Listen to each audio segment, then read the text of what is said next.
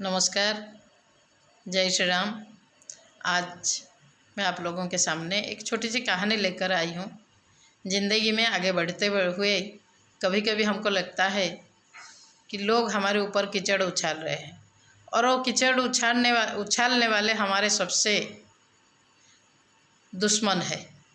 और कभी कभी उन कीचड़ों से कोई हमको बाहर निकलता है तो हमको लगता है उससे बड़ा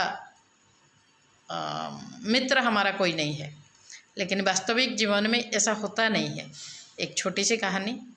दो चिड़िया कहीं पेड़ के ऊपर अपने घोंसला बनाए थे। समय आने पर उन दोनों ने,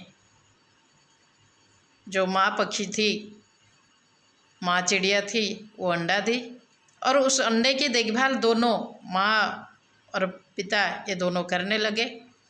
तो समय की बहाव से दोनों अपने अंडे की देखभाल के साथ साथ उसके लिए भोजन संग्रह करके रखना, घोंसला की सुरक्षा करना, इस प्रकार के अपने कर्तव्य पालन कर रहे थे।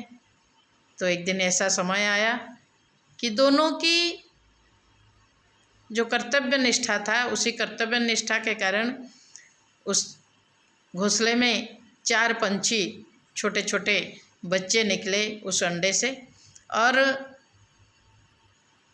माँ चिड़िया उनको हर समय वहीं पर उनकी देखभाल के लिए रहती थी। तो पिता जो था, पिता चिड़िया जाकर भोजन संग्रह करके लेकर आता था।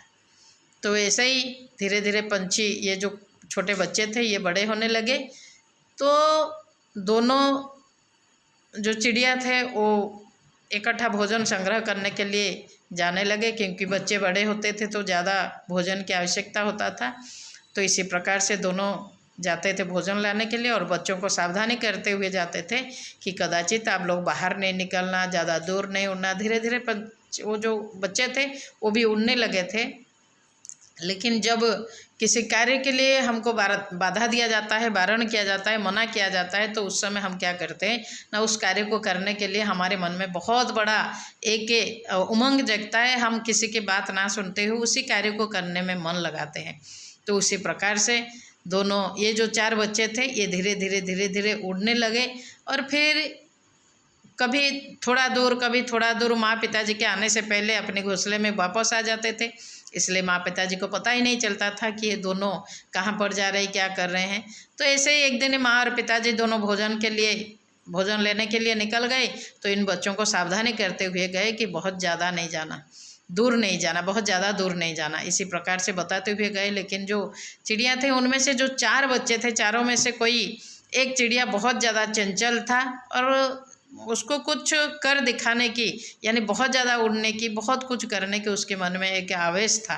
तो उसी आवेश के कारण एक दिन वो थोड़ा दूर उड़ने लगा। ऐसे उड़ते उड़ते जैसे ही उस उड़ने लगा, उसको अच्छा लगने लगा और दूर आकाश पे वो जाने लगा। और अचानक बादल गरजने लगा, बिजली चमकने लगा और बारिश की संभावना देखते हुए हवा चलने लगा। तो बारिश की संभावना को देखते हुए वो छोटी चिड़िया जब वापस आने के लिए कोशिश कर रहा था, तो तीव्र गति से आने के लिए कोशिश कर रहा था, लेकिन वो थक गया। छोटा था, इसलिए थकने के कारण क्या हुआ, बहुत ज़्यादा जल्दी वो वापस नहीं आ पा रहा था। उसी समय तेज़ बारिश हुई और चिड़िया की जो पर था वो भीग गया।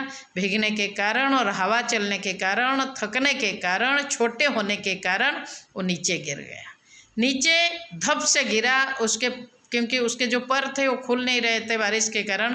नीचे गिरा, दुखी मन से वहीं पड़ा था। तो उसी समय क्या हुआ कि एक गैया उसी रास्ते में गुजरने लगा। तो गैया उस चिड़िया को देखा नहीं था, या देखा होगा, कुछ भी हो, लेकिन उसी चिड़िया के ऊपर गोबर कर दिया। जैसे ही गाय ने गोबर किया, बड़े गुस्से में आई जो छोटी चिड़िया थी कि देखो, मुझे इतना कष्ट में मिल रहा है, मैं यहाँ पर इतने दर्द सह रहा हूँ, ऊपर से नीचे गिरा हूँ, लेकिन अभी भी कोई आकर मेरे ऊपर कोई कुछ फेंक दे रहा है, तो कितना बेकार है। उसको गाली देने लगा मन ही मन। तो जैसे ही गाय का गोबर क्या हुआ, तुरंत निकला हुआ गोबर था, तो गर्माहट वो चिड़िया के ऊपर जैसे ही गिरा उसके शरीर को गर्माहट करवाया। धीरे धीरे धीरे धीरे चिड़िया की होश आने लगा अच्छे से, उसको यानी अच्छा लगने लगा। तो क्या किया कि धीरे धीरे जैसे ही उसके शरीर में पूर्व ताकत वापस आने लगा तो उनकी जो सुरीली आवाज़ थी उसी सुरीली आवाज़ से उन्होंने धीरे धीरे कोई मधुर सा संगीत गाने लगा। धीरे धीरे वो गा रहा था और अपने शरीर को ठीक कर रहा था। तो उतने समय में एक बिल्ली उसी रास्ते में, बारिश ख़त्म हो गया था, कोई बिल्ली उसी रास्ते में जा रहा था। तो इतनी मधुर आवाज़ और चें चें के शब्द सुनते हुए वो चिड़िया के पास आया। चारों तरफ देखा, बिल्ली थोड़ा रुका और इधर उधर देखा, उसके जो पता लगाने की कोशिश किया कि कहाँ से आवाज़ आ रहा है। यही सोचते हुए वहाँ पर गया, गोबर के नीचे से आवाज़ आ रहा है उसको ध्यान में आया और धीरे से उस गोबर को हटाने लगा। तो चिड़िया को लगने लगा कि कोई मेरा मित्र आ गया है। तो यही सोचते हुए वो जब मन ही मन थोड़ा आनंदित हो रहा था तो उस समय बिल्ली ने उस गोबर को बढ़िया से निकाला और निकालने की तुरंत बाद देखता है कि एक छोटी सी चिड़िया है, उसके खाद्य है, वो खा सकता है उसको। ऐसे करते हुए अपने मुंह से टपक से लिया और उसको सोचने के लिए, चिड़िया को सोचने के लिए भी समय नहीं मिला और बिल्ली ने उसको अपने जलपान बना दिया। और फिर बिल्ली अपने रास्ते चल दिया, गाय भी अपने रास्ते। और उधर बारिश ख़त्म होने के बाद जैसे ही माँ पिताजी आए अपने घोंसले पे, वहाँ पर अपने बच्चे को ना देखते हुए दुखी हुए।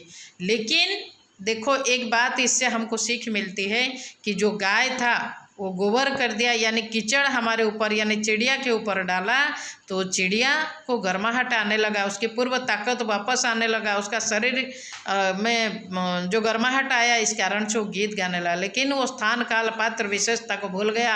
मैं कहाँ हूँ, मुझे गाना चाहिए नहीं गाना चाहिए, क्या करूँ क्या ना करूँ, ये सोचा भी नहीं। लेकिन जो बिल्ली था, चिड़िया के मन में आया कि जो मेरे ऊपर गोबर निकाल कर गया, गोबर छोड़ के गया, वो खराब था। लेकिन जो बिल्ली आया, कोई उसको निकाल रहा है, तो उसके मन में ऐसा विचार आया कि मेरा सबसे बड़ा मित्र आ गया। लेकिन वो मित्र नहीं था, उसको खा लिया, उसको जीवन का अंत उसी बिल्ली से हुआ। तो ऐसे ही समाज में भी चलते चलते हमको ऐसे विचार आना चाहिए, कदाचित हमारे ऊपर कीचड़ उछालने वाला सर्वदा हमारा शत्रु नहीं हो सकता और हमारे ऊपर हमको उस कीचड़ से निकालने वाला भी कदाचित हमेशा हमारा मित्र नहीं हो सकता।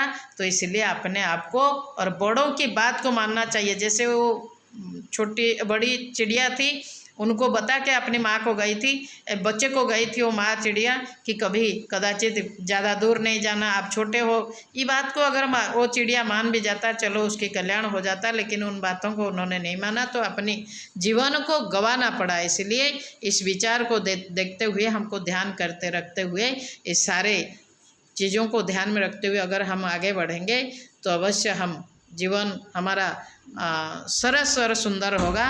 जय श्री राम।